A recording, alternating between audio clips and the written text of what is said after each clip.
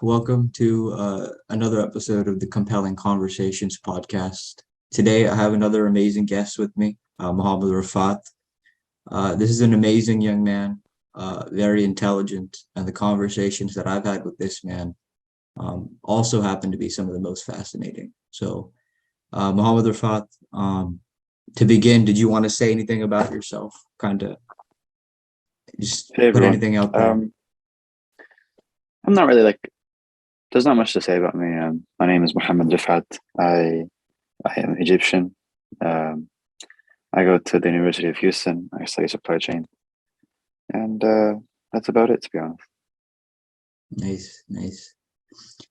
I wanted to ask you about social media because this is something that I find very interesting, and the relationship that you have with it, I find very admirable.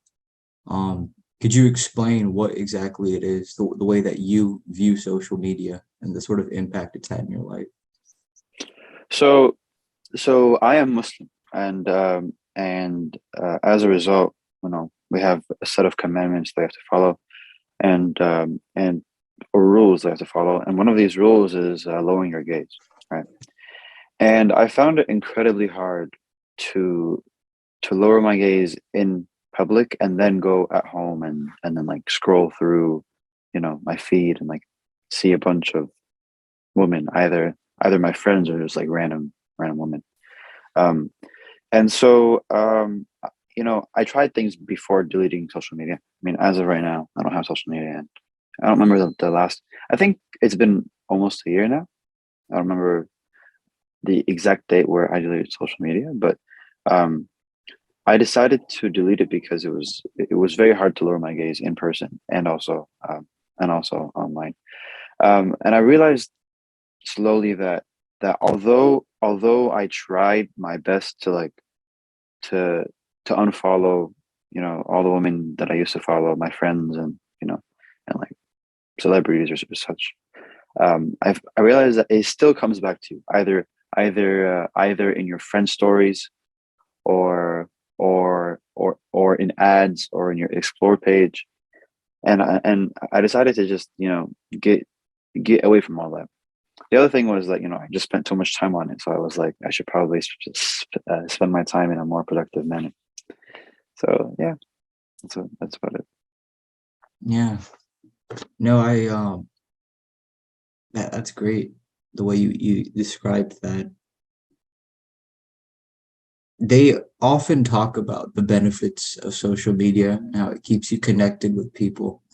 Yeah. Um, for myself, though, because this is something that I've been wrestling with for years now, I genuinely believe that the bad outweighs the good. It's like, what exactly are you really gaining from social media? What are you really gaining from that? It kind of, in a way, it disrupts your reality. And Mm, that to me is a huge impediment. It's not mm. really gonna, I mean, yeah, I feel like that's very problematic. So I would say that some different apps have a lot of good. For example, LinkedIn. I see more good than bad in LinkedIn, to be honest. Which is why I still have LinkedIn, thankfully. Which it's an easy way to find jobs. It's an easy way to find opportunities. It's an easy way to give opportunities. You know, so and it's also very professional. You'll rarely find anyone mess around in there and you know post the weirdest things. But yeah, I do think. I mean, it's a question they have to ask because in the end, right? Everyone's feed is different in the end, right? So Mm, so if I follow, for example, reminders or Islamic reminders, for example, right? I'm gonna have a feed full of Islamic reminders. And if I follow, you know, models, I'm gonna have a feed full of models. That's just how it's gonna be, right? mm, Um, but again, sometimes you can't really control it. Whether it's your friends sending you things, whether it's your friends' stories, I mean, sometimes you can't control it. Like I was talking to my brother, and he was telling me how he has the best TikTok feed because he has he has well, he's basically saying how like it's all like funny skits, Islamic reminders, things like that. But then like we look through it and we see that like even though he filtered it so much for the past like months, he still got things like ads and just like random videos that were just terrible, terrible, terrible, and you can't control it. Um, so yeah, I do think that the bad does outweigh the good, and I do think that like it's it's very unnatural. It's very, very unnatural, especially especially among women, which is another topic, just about how like the beauty standards that come with it, and just like how just it's like such a fake world. There's a lot to say about it. Yeah, actually, it's very interesting about that. I remember that one time you mentioned something like that about how if a woman posts one picture and it gets, a um, certain number of likes, it could have an influence on their mind if the next one doesn't have as many likes.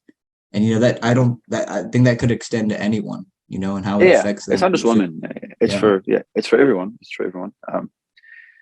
If they post something specific, and so okay, I use the the example for women because we noticed that I mean, there's obviously a lot of studies on this, but we noticed that whenever a woman sh- shows more parts of her body, whether it's like wearing more clothes that are more revealing or such, she gets more likes. And it kind of messes with her because then she's like, oh, if I want more attention, then then I then I show more, and then it becomes like a spiral down. And for men, it's like the same thing. It's like when men, they work out and they show off their body, they get more likes, obviously, and then like they realize, okay, I need to do this more and such.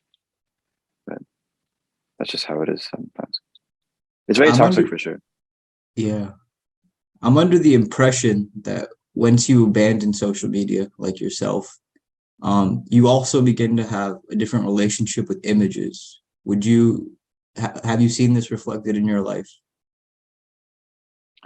So I would say that whenever I see anything either sent to me or such, I don't enjoy it as much as I used to. And sometimes I see like the flaws within it. Whenever I see, for example, let me give you an example. I have a friend of mine who I know is going through a lot of things, and may Allah help her. Right. However, when she posts like smiley faces and all these things, right? And then when you look to the comments, you see, oh my God, all these things, right? As if she's like the happiest person in the world, right? But then her friends all know that she's going through a lot, but that's not displayed in social media, right? And you can't really see that when you're on social media, right? Unless you know that person, right? So it creates like a type of like facade, and I'm not sure if that answers your question, but in a way, it changed how I see pictures of of people, because it's definitely not the full story. Yeah. What I'm curious about is like for your personal experience. Like I don't know what your relationship was like with taking pictures and posting them on social media or something. But like I noticed for myself, like if I take a break from social media, um I'm not really concerned with, hey, can you get a picture of me so I can post it? I Mm, just kind of live my life. And then when I'm mm. looking at other people taking pictures, I find it, like you mentioned, a little unnatural. So I don't know if you kind of experienced that or that was never something you had to deal with to begin with. So I still take pictures, like a lot of pictures, but I keep it for myself. Just and I share it with my friends who were there as well. I like, for example, for Eid, I like to make. I made like a shared album with like everyone in there, because like I took pictures of like so many people. I just made a shared album, and I just added everyone into it, right? And then they took from there and they posted whatever they wanted to post and such. But I felt like, look. As a matter of fact, no one really cares about what you do, right? Maybe very, very, very few people might actually care about what you do. But But the majority of people don't care that you're taking a video of you eating cookies and drinking coffee at Starbucks at like 7 a.m. No one cares. I promise you, not many Yeah. people, oh my God, he's eating cookies and drinking coffee. No, I promise you, people don't care. They just scroll. They scroll past your story. And so when you post something, people, I mean, people won't really gain anything by seeing what you do, right? I mean, yeah, it could be interesting. Like, for example, if you've never been to a country before, if you've only stayed in America, and then like suddenly you go to Egypt or something, right? And then you post it. Yeah, that might be interesting, but it's not like, I'm not saying don't post. Obviously, I'm not saying don't post, right? But I'm saying that people don't care, right? If you're taking pictures, do it for yourself. Do it for your own memories. I take pictures for my own memories. I can go back to my pictures in my camera roll and look through all the memories that I had in all the countries that I've been to. You know what I'm saying? I really like that. Yeah. I feel like that is kind of the way to go. Yeah. Yeah. For myself, I still this past year I used social media more than I ever had. Um, what you had just mentioned, nobody really cares. That's very true. It's very true. Um,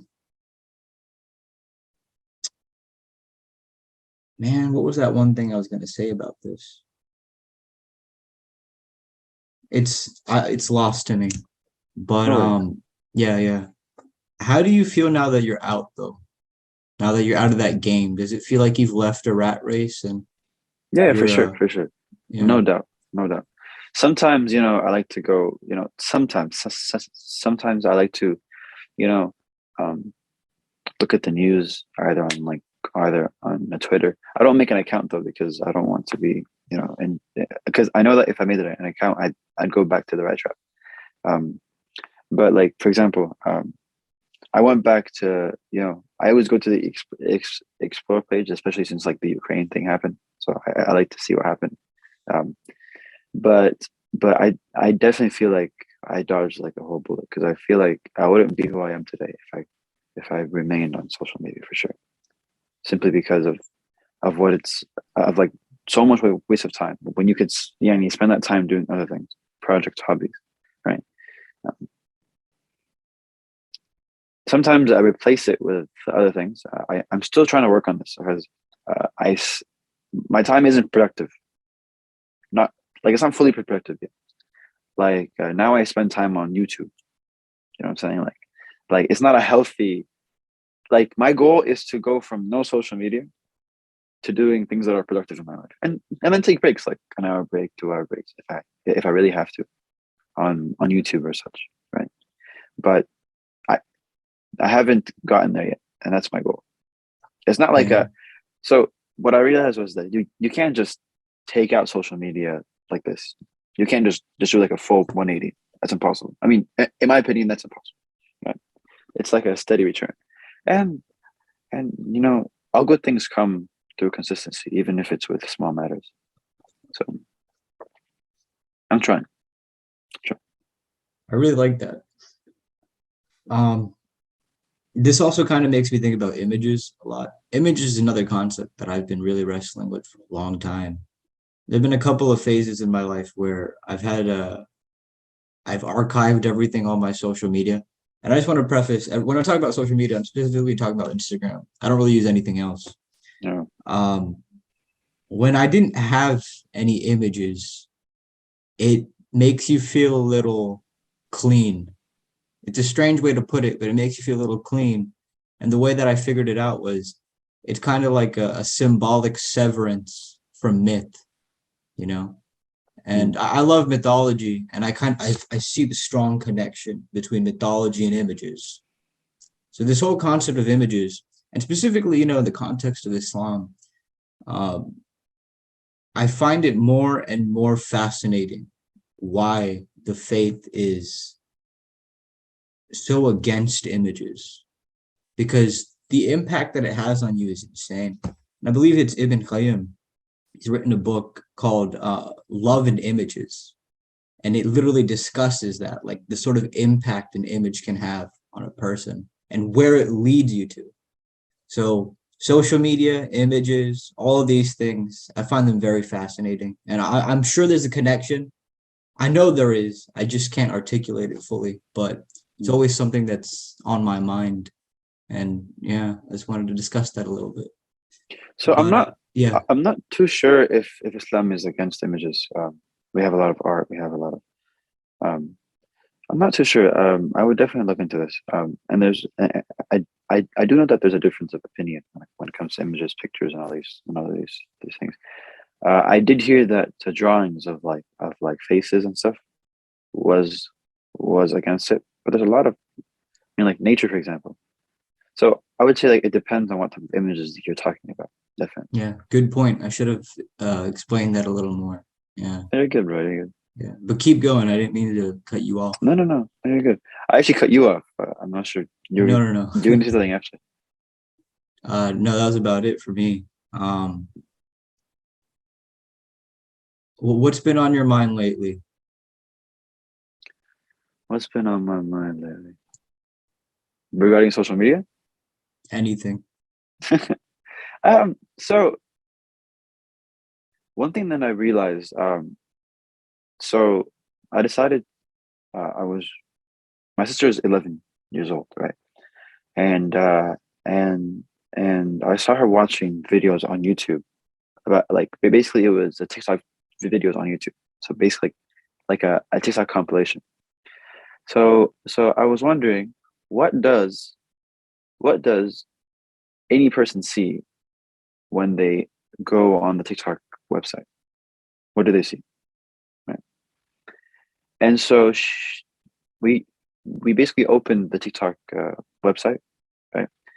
And the first thing we saw, I'm not even kidding, the first thing we saw was a woman in clothes that were just like super tight or super revealing, right? That was the first thing we saw.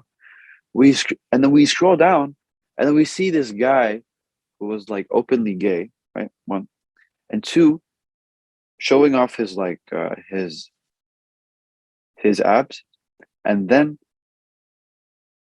he was as yani moving in a way that's like sexual, right? So I thought, whoa. And then I scrolled to the third video, and then it was like skits and ASMRs and all these things.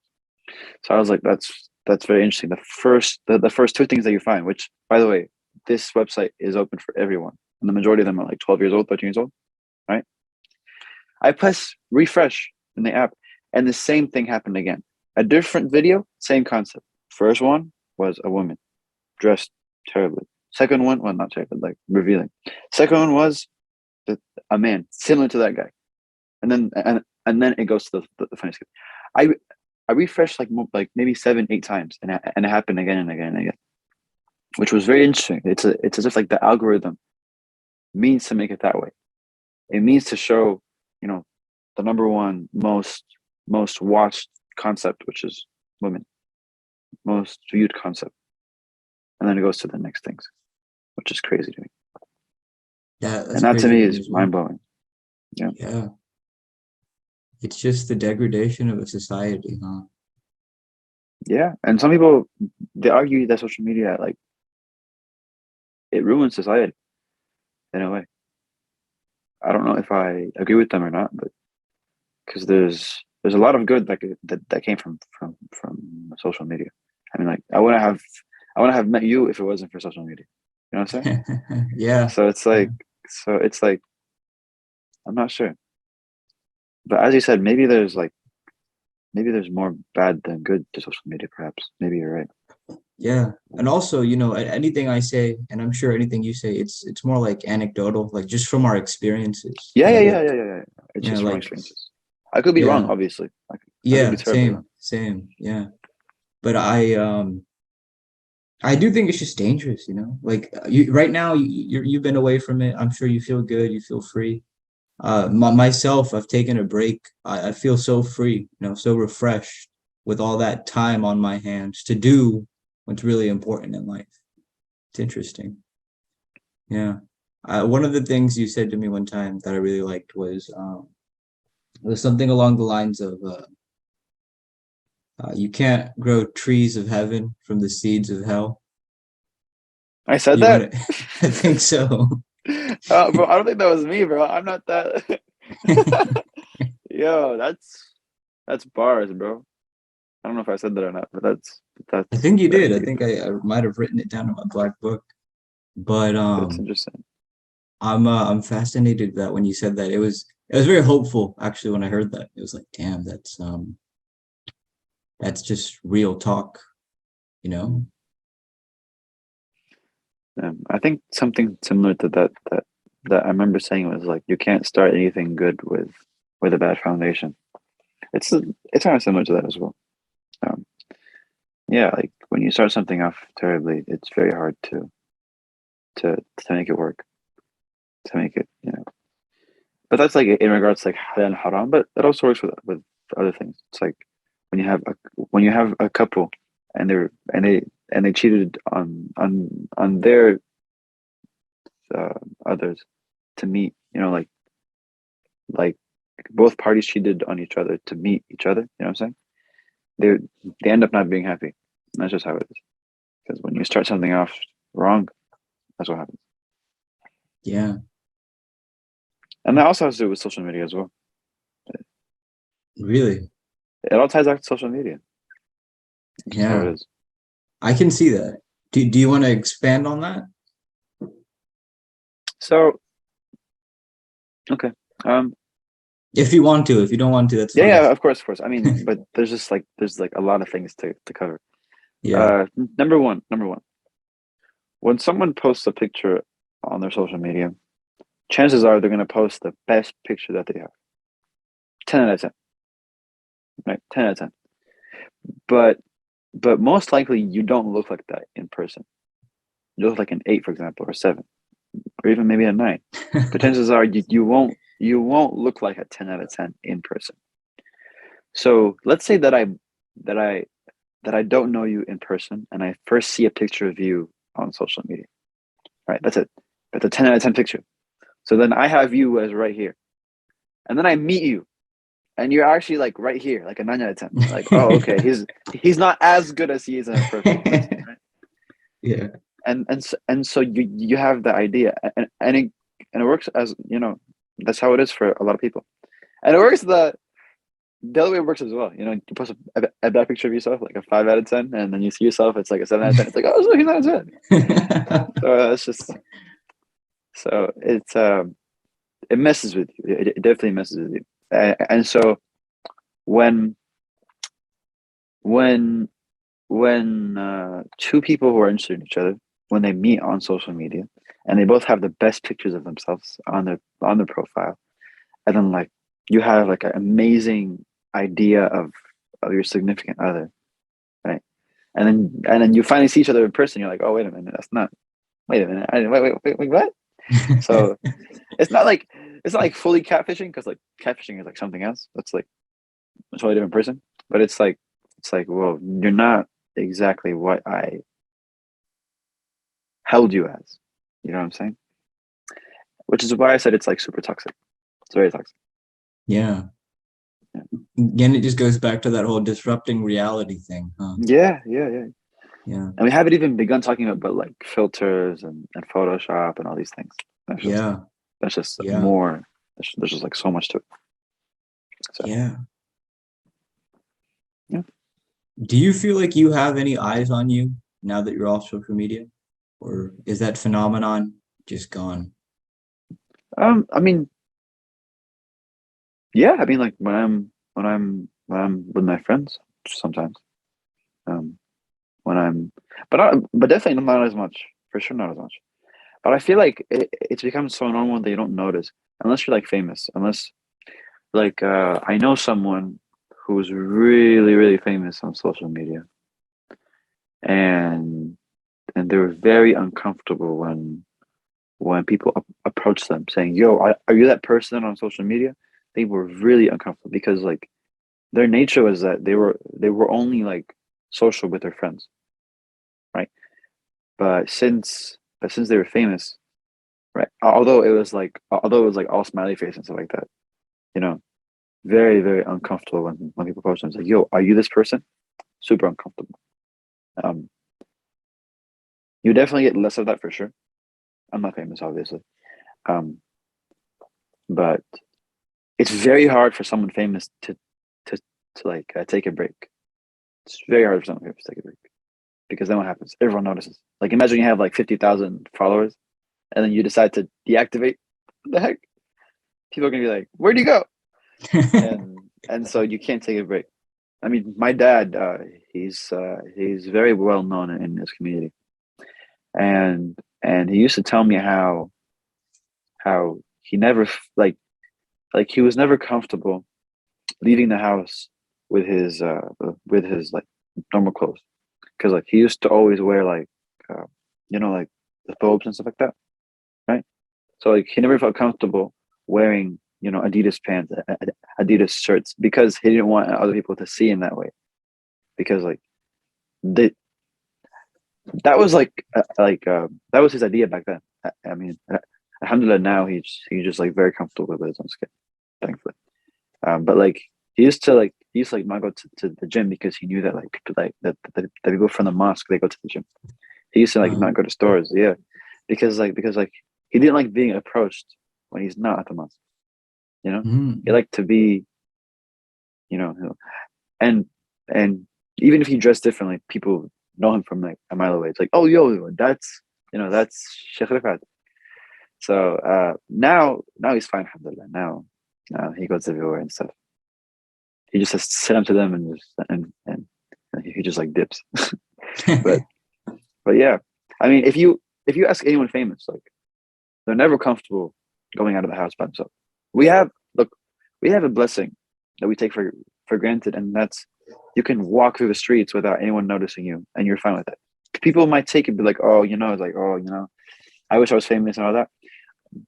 But for example, I saw this video of like Ronaldo, out of all people, one of the most famous people in the world. He's like, I can't leave the house, or I can't even, yeah, I mean, take my son to the park because then I'll be bombarded with with the people. So like, he can't even have the quality time with his son in in public. It has to be like at his own house, within his own cages, like within his own walls. You know what I'm saying? Mm. Right? And he said, I can't even walk outside without having someone approach me. One time he had to wear like a whole disguise, like a whole disguise for him to just like play soccer by himself in the streets of London. Wow. Yeah. And then as soon as he took off his disguise, I think it was London. I'm not sure exactly where it was. As soon as he took off his disguise, he got bombarded with people. It was crazy. Like that, instantly. It's a blessing that we have that we can easily just like walk in the street, sit on a bench, enjoy, the sunset or the sunrise or the food that you have without being bombarded with people. It's a blessing that you take for granted until it's gone. Until it's gone. Now Do imagine you, being famous for the wrong thing, right? That would be even worse. Yeah. what is the wrong thing? Not like, for example, if you did something wrong, right, and then it was like posted on social media and then like it went Being viral. infamous. Yeah. Yeah, Okay. being infamous. That would be even worse, dude. Like like that's like scary. Do you want fame? No, I don't want fame. I used to want fame definitely as a kid. I definitely want fame Why did you want it? because it was like the coolest thing in the world. It was the coolest thing in the world. Like I used to make videos on YouTube, try to go viral. It was the coolest thing in the world. We had like all these YouTubers that were going viral, and it's like, yo, I met this guy when I went to this. It was like the coolest thing in the world. But then, Yeah. but then you look back to them, and they have so many issues. They can't walk through the streets without having someone either make fun of them, just approach them in general. Like imagine if I have a bad day, and I don't want to talk to anyone. I just want to go home. It's gonna be hard. You know what I'm saying? It's definitely mentally and emotionally exhausting for sure. For sure. In the Muslim tradition, should a person want to be immortalized? Should they want to Immortalized? be, yeah, like famous, I guess? Should a person want that? Um, I would say that so we are in a time where a true Muslim stands out within society, within crowd, just like naturally stands out. Right. Um, I don't know what the Muslim position is, but like based on my own experience, I would say that. So the, there's a verse that says, "وَجَعَلْنَا لِلْمُتَّقِينَ إِمَامًا," and make us leaders of the righteous. So definitely lead when you can, but don't desire it, right? Like there's a hadith that like basically says that we don't give positions of leadership to those who desire it. We don't, because then you, you're basically desiring a leadership position because of your own desires. You want, you want fame, you want power, you want money, you want status. You know what I'm saying? And so going back to the question, I wouldn't really try to get famous, right? Unless like, I'm doing something that's like, posting things, like making videos, all these things. That's a bit different. But I'm saying that I personally would not want to be famous, but I feel like that comes naturally if you're a good person, if you stand out. Because like when you're a Muslim, when you follow what Islam says, I promise you, you definitely stand up. Because we're living in a world where honesty is gone. But then if you're honest, that's like, whoa, you know what I'm saying? We live in a world where where everything is sexual. But then when you tell a woman that you lower your gaze and you respect her by not talking to her, or like by not touching her whatsoever, that stands out, right? When you learn knowledge, when you learn so much knowledge and you share it, right? My point is that you could get famous naturally without having to desire it. It's important that like it doesn't mess with you. A lot of people as soon as they get famous, you know they lose this, their their identity. They change over time. Look at all this. Look at all these celebrities who just like have the entire world. They have all the money in the world, and they end up committing suicide. And all these things.